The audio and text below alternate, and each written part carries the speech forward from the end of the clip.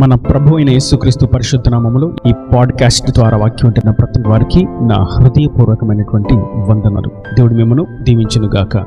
సమూయేలు మొదటి గ్రంథము 2వ అధ్యాయము 26వ వచనం. బాలుడగు సమూయేలు ఇంకను ఎదుగుచు యెహోవా దయయందును మనుష్యుల దయయందును వర్ధిల్లుచుండెను. చదివినటువంటి వాక్య భాగంలో సమూయేలు అనేటువంటి బాలుడును గూర్చి పరిశుద్ధాత్మను రాయించినటువంటి మాట. అతడు దేవుని దయయందును వర్ధిల్లుతూ ఉన్నాడు, మరియు మనుషుల దయందు కూడా వర్ధిల్లుతూ ఉన్నాడు అని. ఇక్కడ మనం గుర్తించవలసినటువంటి పాఠ్యం ఏదనగా, దేవుని దయలో వర్ధిల్లుట అనగా మనుషుల దయలో వర్ధిల్లుట అనగా ఏమై ఉన్నది? దేవుని దయలో వర్ధిల్లుట అనగా ఆయన కృపలో, ఆయన చిత్తానుసారంగా, ఆయన ఉద్దేశానుసారంగా, ఆయన ఆజ్ఞ చొప్పున, ఆయన కట్టడలను అనుసరిస్తూ ఆయన మహిమార్థము జీవించుటను బట్టి ఆయన అనుగ్రహించే ఆశీర్వాదమే దేవుని దయలో వర్ధిల్లుట. మరి మనుషుల దయలో వర్ధిల్లుట అనగా మనుషులు వారిని గూర్చి మేలైనటువంటి మాటలు, మనుషులు వారి కొరకు మేలు చేసేటువంటి పరిస్థితులు, మనుషులు వారి కొరకు సహాయం చేసేటువంటి పరిస్థితులు, మనుషులు వారి కొరకు నిలబడేటువంటి పరిస్థితులు ఎప్పుడైతే సంభవిస్తాయో వారు మనుషుల దయలో వర్ధిల్లుతున్నారు అన్న సంగతి మనకు అర్థమవుతుంది.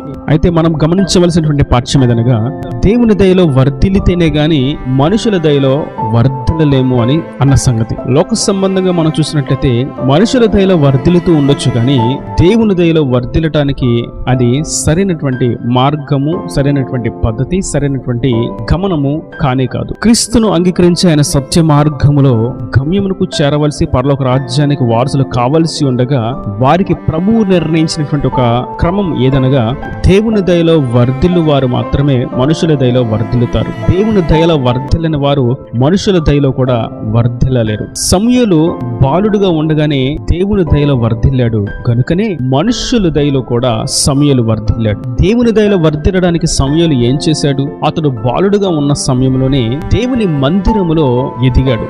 దేవుని యొక్క స్వరాన్ని విన్నాడు, దేవుని యొక్క చిత్తాన్ని గ్రహించాడు, దేవునికి నచ్చినటువంటి విషయాలు ఏమై ఉన్నాయో తెలుసుకున్నాడు, దేవుడు మెచ్చని అసహ్యమైనటువంటి కార్యాలు ఏమై ఉన్నావో తెలుసుకుని వాటి జోలికి వెళ్లకుండా నిలిచిపోయాడు. ఈ పరిశుద్ధమైనటువంటి పవిత్రమైనటువంటి జీవితమును బట్టి దేవుని దయలో సమూయేలు వర్ధిల్లుతూ ఉన్నాడు. సమూయేలు వర్ధిల్లుటను బట్టి సమూయేలు యొక్క వెలుగు తేజరిల్లింది. ఆ తేజరిల్లినటువంటి వెలుగును బట్టి మనుష్యులు ఆ వెలుగులోకి వచ్చి సమూయేలును గురించి మంచి సంగతులను చెప్పుకుంటూ ఉన్నారు. అతడు ఒక ప్రవక్త అని, అతడు సరైనటువంటి భక్తిలో ఉన్నాడని, సమూయేలును గురించి ఒక శ్రేష్టమైనటువంటి సాక్ష్యం ప్రజలలో తేజరిల్లింది. కనుక మనుషులు సమూయేలు యొక్క మేలును కోరుకున్న వారుగా ఉన్నారు. సమూయేలుకు ఆ మనుషుల దయలో వర్ధిల్లేటువంటి నడిపింపు ఎలా వచ్చింది, ఏ విధంగా వర్ధిల్లగలిగాడు అని చూసినట్లయితే, దానికి ముందు యెహోవా దయలో వర్ధిల్లాడు కాబట్టి మనుషుల దయలో వర్ధిల్లగలిగాడు. దేవుని దయలో వర్ధిల్లాడు కాబట్టి దేవుని దీవెనకు, ఆశీర్వాదానికి పాత్రుడుగా నిలబడ్డాడు కాబట్టి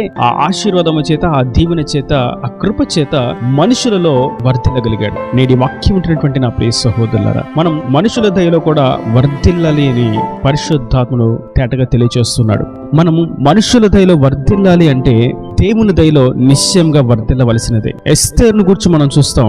ఆమె రాజు యొద్దకు వెళ్ళినప్పుడు ఆమెను చూడగానే రాజుకు దయ కలిగింది. ఎందుకని ఎస్తేరును చూడగానే రాజుకు దయ కలిగింది మనం గమనిస్తాం. ఆ అధ్యాయంలో అప్పటికి ఎస్తేరు ఉపవాస ప్రార్థన చేసింది. అప్పటికీ ఎస్తేరు దేవుని మీద మంచి విశ్వాసం కలిగి ఉన్నది. అప్పటికే ఎస్తేరు దేవుని యొక్క కార్యం కొరకు నిరీక్షణతో ఎదురు చూస్తున్నది. తన జనుల క్షేమం కొరకు తాను చేయవలసినటువంటి ప్రతి పని చేస్తూ ముందడుగు వేసింది. ఆమె దేవుని దయలో వర్ధిల్లింది. దేవుని యొక్క కరుణా కటాక్షములకు పాత్రురాలుగా మార్చబడింది. కనుకనే ఆమె ఎప్పుడైతే రాజు ఎద్దుకు వచ్చిందో రాజుకు దేవుడు దయ పుట్టించాడు. ఆమెను గుర్చి మనం గమనించినట్లయితే ఆమె ఎంతో భయపడింది. రాజు ఎద్దుకు సెలవు లేకుండా వెళ్తే, ఆయన పిలవకుండా, ఆయన అనుమతి లేకుండా ఆయన ఎదుట కనబడితే ప్రాణాపాయమే కలుగుతుంది అన్న సంగతి ఆమెకి తెలిసి కూడా తెగించి రాజు ఎద్దుకు వెళ్ళింది. ఆ సందర్భంలో రాజు అంటాడు, ఎస్తేరు ఎందుకని ఇప్పుడు వచ్చావు? నీకు రాజ్యములు సగభాగం కావాలా? నేను ఇస్తా నీకు అని అంటున్నాడు. అతని యొద్దకు అనుమతి లేకుండా ఎవరు వెళ్ళకూడదని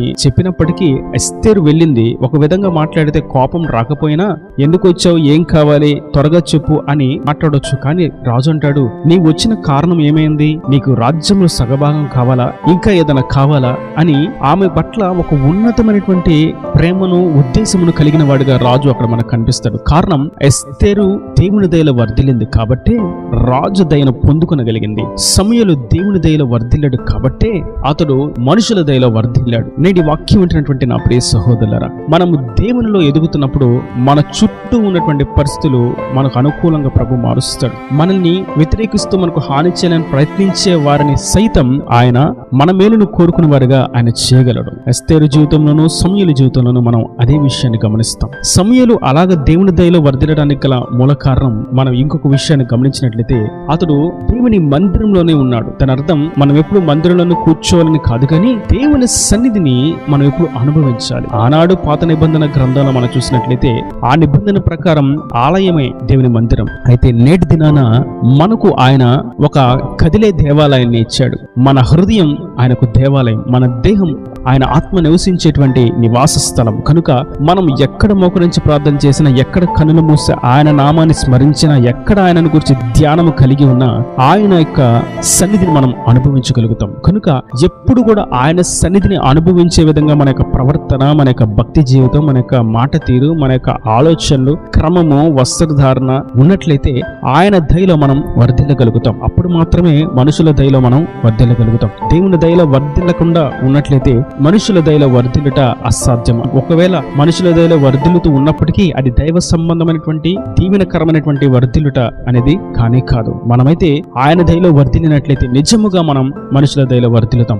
మనకు హాని కలిగినప్పుడు, మనకు బాధ కలిగినప్పుడు మన బాధలో వారు పాలిభాగస్సులుగా మార్చబడతారు. ఎందుకంటే అది నిజముగా మనుషుల దయలో వర్ధిల్లుట. సాధారణంగా లోక సంబంధంగా మనుషుల దయలో వర్ధిల్లినట్లయితే మనుషులు మేలు కలిగినంతసేపు, ఉపయోగం ఉన్నంతసేపు మనకు మేలు చేస్తారు. మన వల్ల వాళ్ళకి క్షేమం కలుగుతుంది, మన వల్ల వాళ్ళకి ఆశీర్వాదం కలుగుతుంది అన్నప్పుడే వారు మేలు చేస్తారు. అయితే ఒకసారి వారికి మన వల్ల ఎటువంటి ఉపయోగం లేదు, మనం నిరుపయోగమైన వారు, మన దగ్గర ధనం లేదు, మన దగ్గర ఆరోగ్యం లేదు, మన దగ్గర పలుకుబడి లేదు, మన దగ్గర అధికారం లేదు, ఆధిపత్యం లేదు అని తెలిసిన తర్వాత వారికి మనం ఏమాత్రం విలువగా ఎంచబడము. అప్పుడు మనుషుల దయలో వర్ధిల్లుట శూన్యమైపోతుంది. ఒకవేళ దేవుని దయలో వర్ధిల్లి క్రమంగా ఉన్నట్లయితే అది మనుషుల దయలో నిజమైనటువంటి వర్ధిల్లింపుకు కారణమవుతుంది.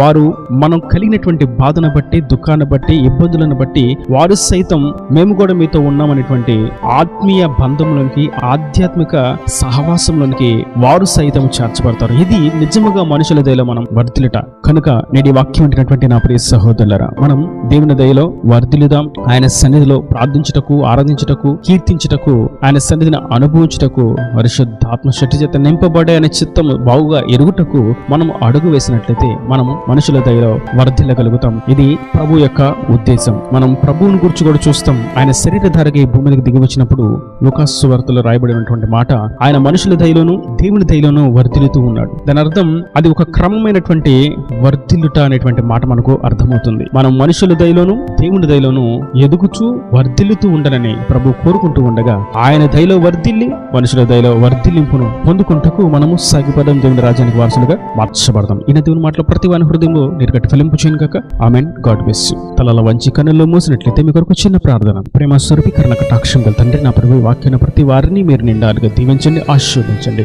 నీ దయలోను మనుషుల దయలోను వర్ధిల్లాలని మీరు కోరుకుంటున్నారని మీరు సెలవించిన నీ అమూల్యమైన వాక్కును బట్టి నీకు స్తుతిని. వాక్యాన్ని ప్రతి వారు ఇక మీదట నీ దయలోను నీ సన్నిధిలో ఎదుగుతూ మనుషుల దయలో కూడా వర్ధిల్లుటకు కృప దయచేసి ఇక్కడ వారి ప్రతి అవసరం అక్కరుని మహిమశులు తీర్చి నీ రాక రాజ్యాన్ని సిద్ధపరచమని యేసు పరిశుద్ధ నామమున ప్రార్థించి వేడుకుంటున్నాను తండ్రి. ఆమేన్. ఆమేన్.